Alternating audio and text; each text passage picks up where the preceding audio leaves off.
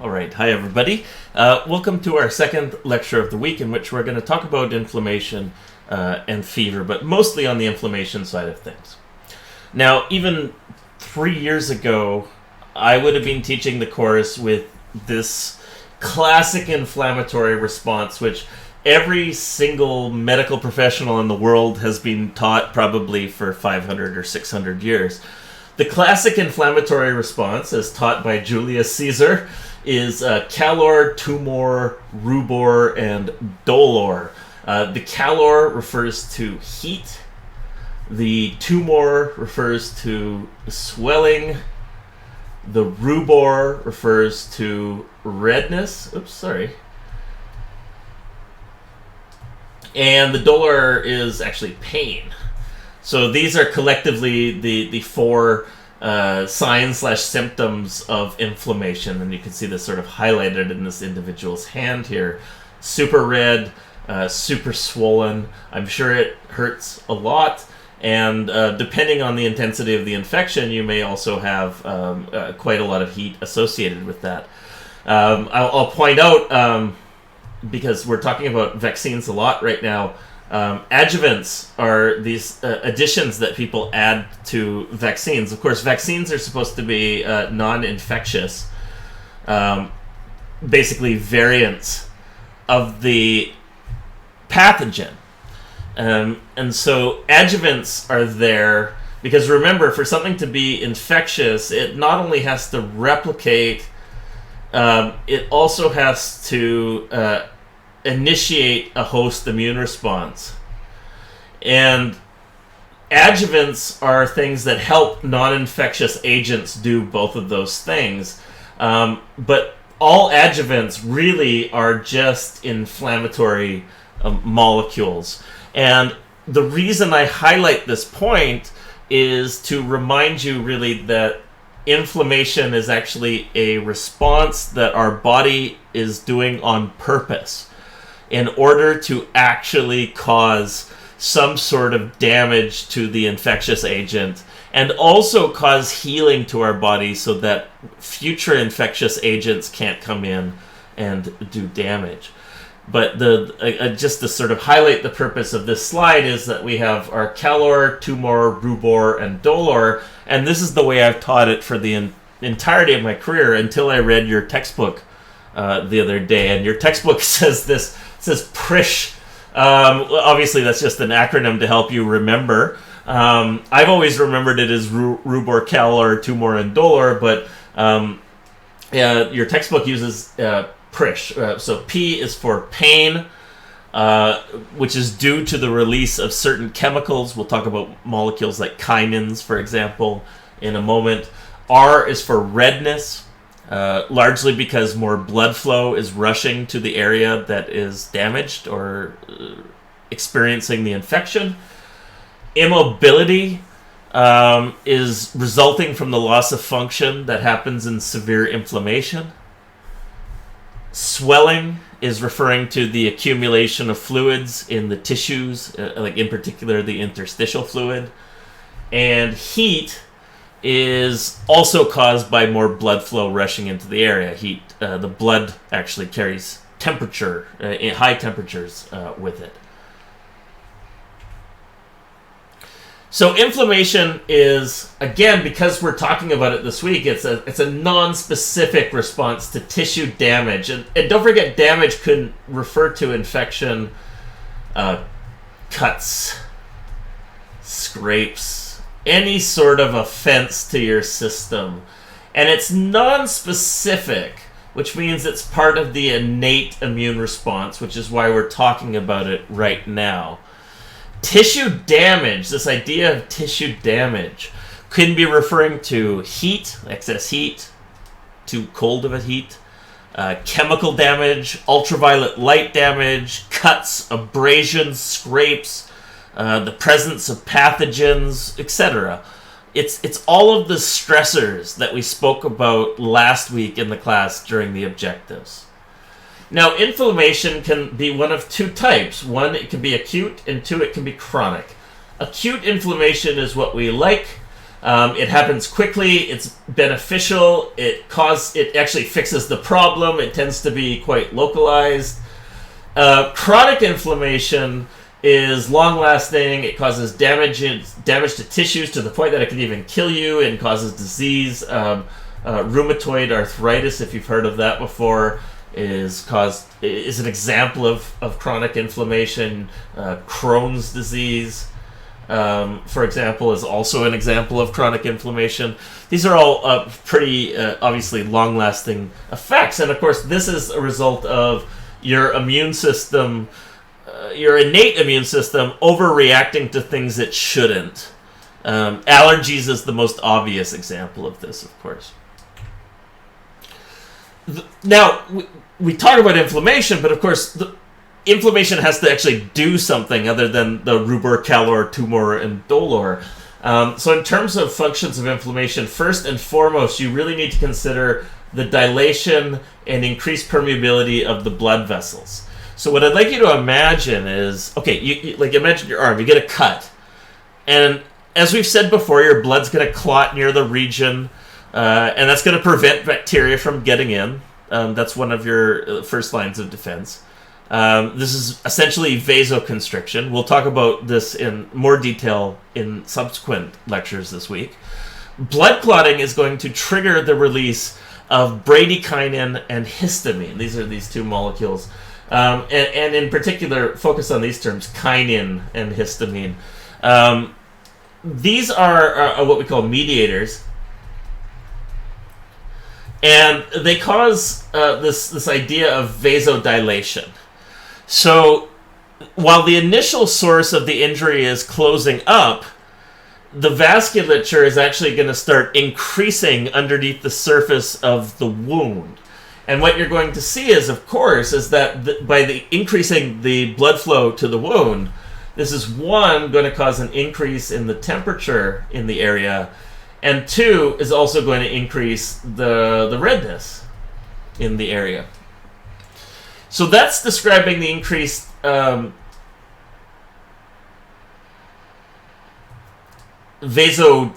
or vasoconstriction of the pathway. The other thing that we have to talk about is the increased permeability of the vasculature. So the wound will also cause the release of prostaglandins and leukotrienes. And collectively, these prostaglandins and leukotrienes are going to increase the permeability of the endothelium, of the blood vessels, which is going to cause, as you can see actually quite nicely in this figure here, it's going to cause more to leak out of the spaces between the endothelial cells. So this is going to obviously result in a few things. I mean, it's going to cause swelling, right? Because more fluid, or fluid that shouldn't be getting out of the vasculature, is now escaping through these spaces between the cells. The swelling itself is going to put pressure on neurons that detect pain, so this is actually going to be quite painful as well.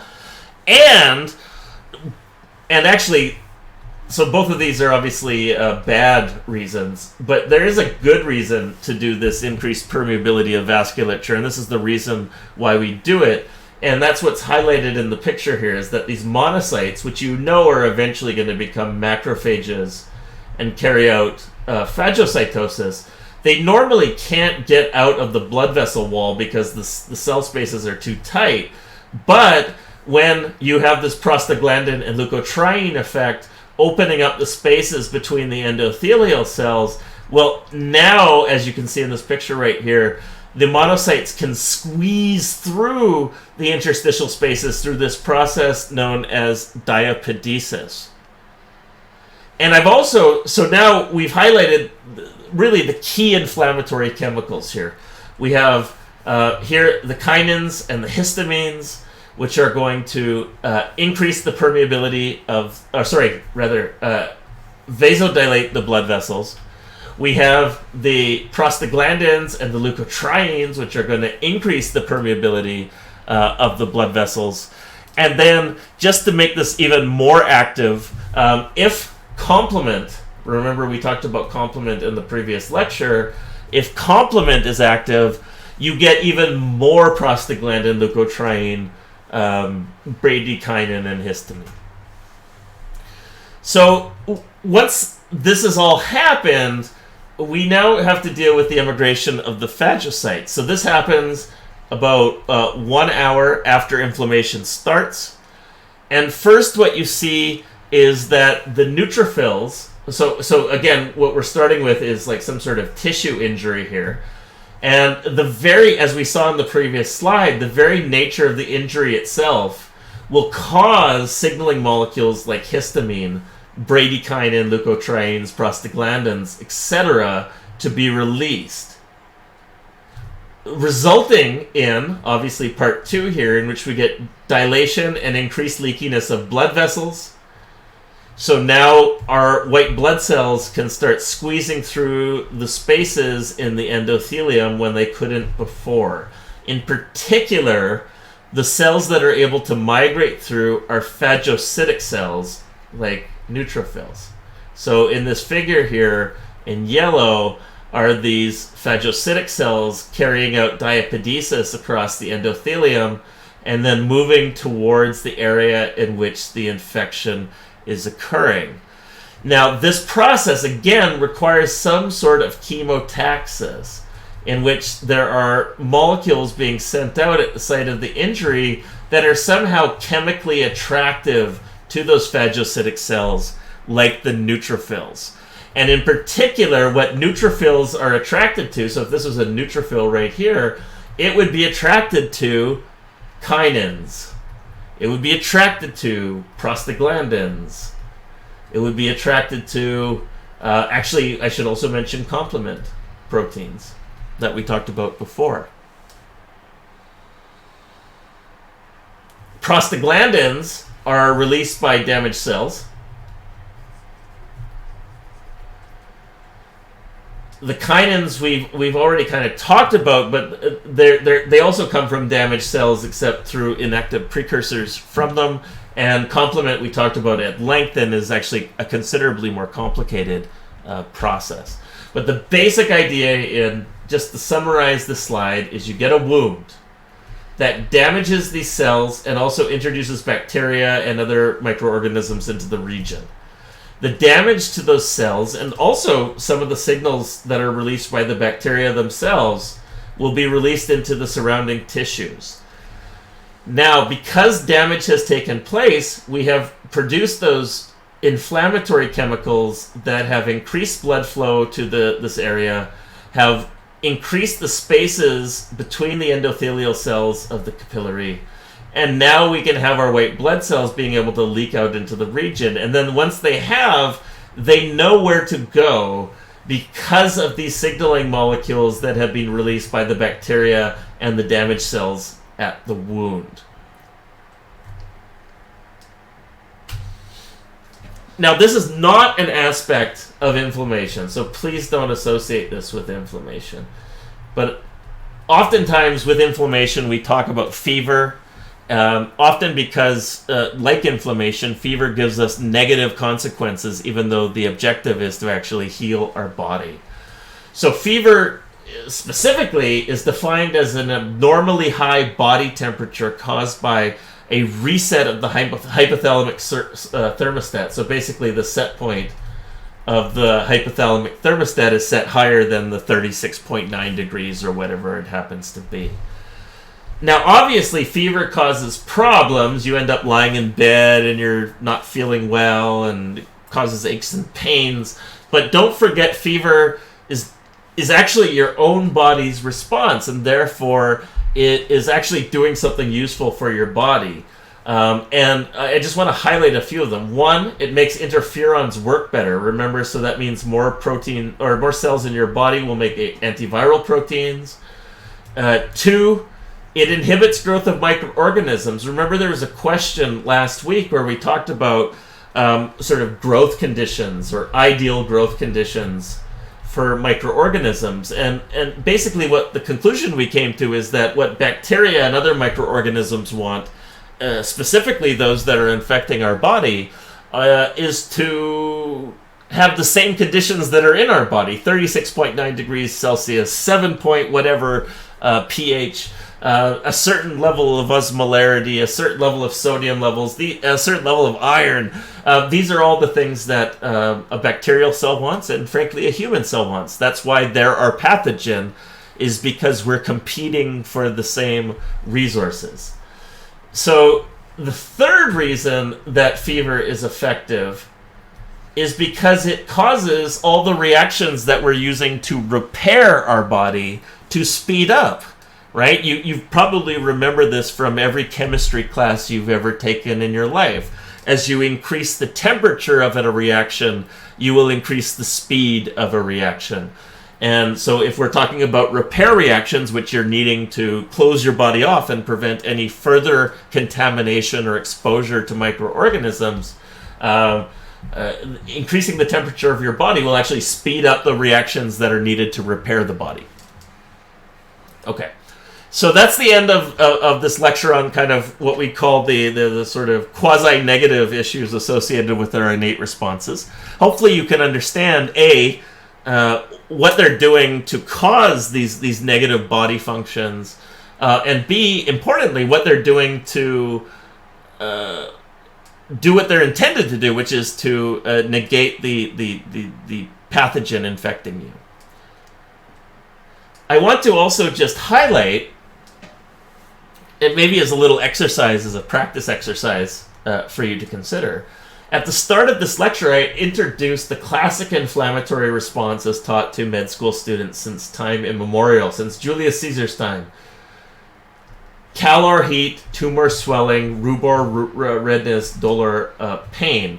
I would like you to actually make sure you're very comfortable with what's going on in inflammation, is to understand why inflammation causes these four things. And moreover, when we talk about your Prish story that your textbook talks about that I've never heard of before, the pain, redness, immobility, swelling, and heat, also be able to go through each of those five things and say why they're caused by the inflammatory process, and relate that to the chemicals that are being released and the physiological functions of those chemicals.